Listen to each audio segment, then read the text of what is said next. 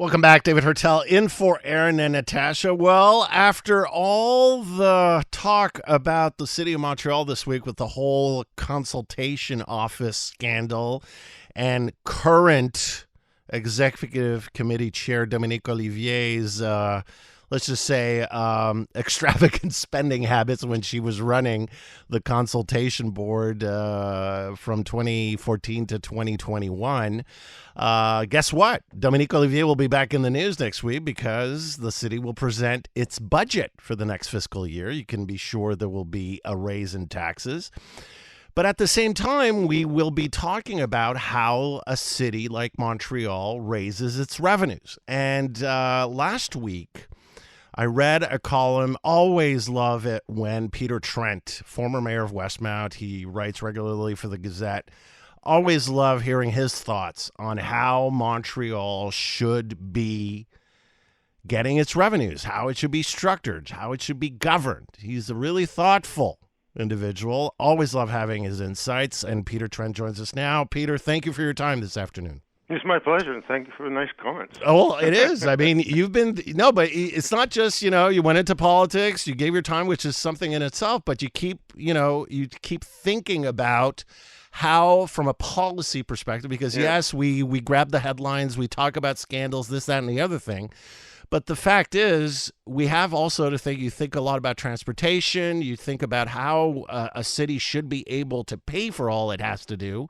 And so that's what you were writing about in the Gazette last week when you were talking about a utopian Montreal. So maybe explain as shortly as possible. I mean, people know that most of our money comes from property taxes. That's how you finance the city right now, and how you would see a city like Montreal be able to truly well-finance itself in a perfect system.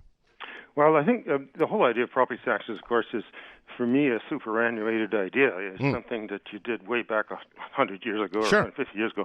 It really has no place in a modern city. What has its place is charging by use, whether it's water, garbage, anything else. You should be charging by use. Now, unfortunately, the best way to measure use is per capita. But that is very regressive, of course. So you don't want to charge the same person the same amount, regardless of their income or how wealthy they are, and so forth. So a lot of people think the property taxes are essentially a wealth tax and sort of compensates for that. My problem is twofold. First of all, property taxes don't measure use of municipal services at all. I'm fond of saying that in a ghost town, it costs nothing to operate. So when there's no people, it costs you nothing to operate. Anyway, so property taxes do not measure your consumption of services at all.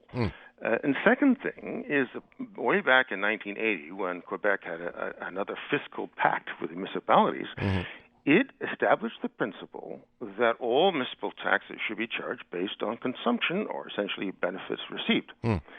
And again, property taxes have nothing to do with that. So I would like to see an increased use of user fees, especially for water, which, by the way, aside from the West Island, is still being charged through property taxes, and therefore you can use as much water as you want and you don't pay any extra. Makes no sense. That makes no sense at all, ecologically. And I think use of fees should be expanded to other areas. Now, where you can't do that is a lot of the regional services, the shared services that the AGLO provides, like police services and so forth. And I say a lot of that should be charged out or funded via some sort of a sales tax. And before you jump, most of the states in the United States have a municipal sales tax. In fact, New York City has not just a municipal sales tax, it has a municipal income tax. And believe it or not, back in the 1930s, the city of Montreal, before Quebec ever had such a thing, had sales taxes.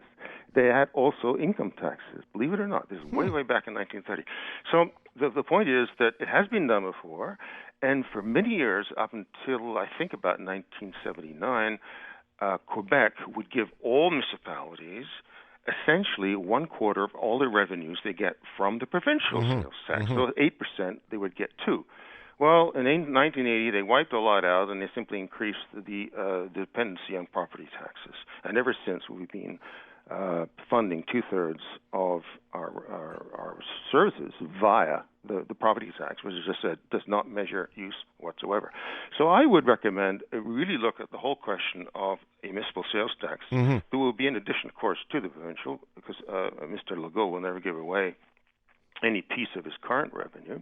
And by the way, Mr. Legault, I don't know why he always puts his foot in it and makes mistakes, but Mm-hmm. he said, textuellement, as they say in French, Mm-hmm. 2 months ago, that everywhere in the world, municipalities are funded by property taxes. That's absolute nonsense. Mm-hmm. Even in the United States, Yeah. a lot of taxes are sales taxes, or, as I said, income taxes. And in some places in the world, like Japan, it's essentially a transfer from the Central government. Yeah. You know. So, anyway, once again, Legault has not done his homework. But I don't know where things stand with the negotiations with him and the fiscal pact. But as I said, I've written quite a bit on this. Mm-hmm. And certainly I think the whole idea of a tax based on economic activity makes a lot of sense, especially for urban areas like Montreal. But, of course, we know Legault is not interested in urban areas. He's fixated on the rural parts of Quebec. Yeah, Anyway. absolutely. While I still have you, Yes. Peter, I've been toying around with an idea, and I really, now that I have this opportunity to run it by you, I'm going to take this opportunity. So about, way back when, you were about demergers, right? You were on the front lines, and Westmount is an example. A lot of towns in the West Island demerged, but I'm wondering today. Okay, we're like 20 years plus since that saga, and we remember the reasons why, and I don't want to do the trial of the past, but I'm thinking right now, the way I'm seeing things with Valerie Plante and the way the city is run, and the way, the cities that depend on Montreal but are not part of Montreal are extremely penalized by the system, what they're putting in and what they're getting from the city in terms of services. I'm wondering if that's something that would need to be revisited in some way. I mean, in the fact that just from a political perspective, we would never have had a Plante administration, say, if all the West Island towns and Westmount were part of Montreal. I'm pretty confident that Denis Coderre would have sailed through back in 2017. But that's neither the here nor there. I'm just thinking, where do you see things now, 20 years plus, into the way the island is being managed? Well, I said back 20 years ago that one of the reasons I was fighting so hard for demerger is that slowly the cities that remained in Montreal as boroughs would lose power. In fact, it's precisely as happened. Outremont essentially has no power at all. And so they have removed revenue, they've removed services from the various boroughs. So being a borough means nothing now. You might as well just say goodbye. So on that score, we were absolutely right. Yes. And Westmount not only preserved their powers and actually increased some of them, like arterial roads, for example. So on that score, local services, we are, where as we were, except for fire. I really resent the fact that they took the fire department back, and they kept the fire department in the megacity. Anyway, all to say, on a local services, we have complete control over both revenues and spending, 100%. So we have to keep that in mind. Now, when you talk about regional costs, even before the merger, we were contributing at least a third of all our revenues to the old MUC, which is now called the AGLO, right? Sure. They've added things to it, but it's still the same thing. So nothing has really changed in that respect, except the old MUC is now a fatter version of itself, and they call it an AGLO.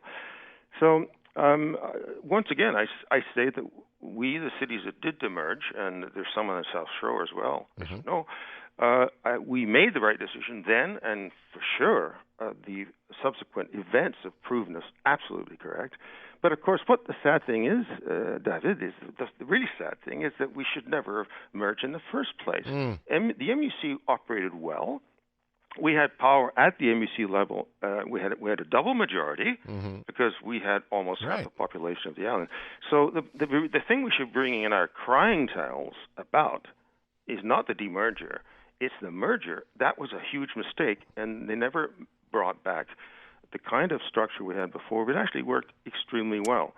Okay. So I would say that interesting point of view. Yeah. Obviously, I have a particular viewpoint here, but sure. Even when I try to be completely disinterested, which I try to do sometimes, and sort of try to look at things on both sides, I still can honestly say that we're much better off demerged than if we remained a borough of the city of Montreal.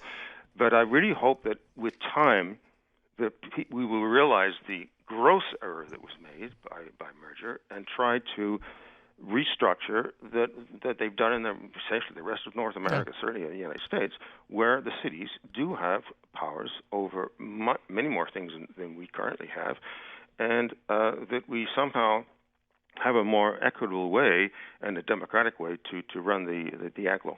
All right, Peter, that's all the time I have. Okay. Definitely a conversation I want to continue. Okay. Because those are interesting. No, but it's a very interesting angle. But at the same time, the biggest loser in this, and we can talk about the MUC or whatever, but the city of Montreal itself, I think, is the biggest loser right now. And all Montrealers, in one way or another, are losing out with the current system. Well, Montreal was terribly run before the merger. Montreal was terribly run after the merger. Well, we need to find a better way, Peter. Thank you so much. Have a great weekend. Peter Trent, former mayor of Westmount and Montreal Gazette columnist.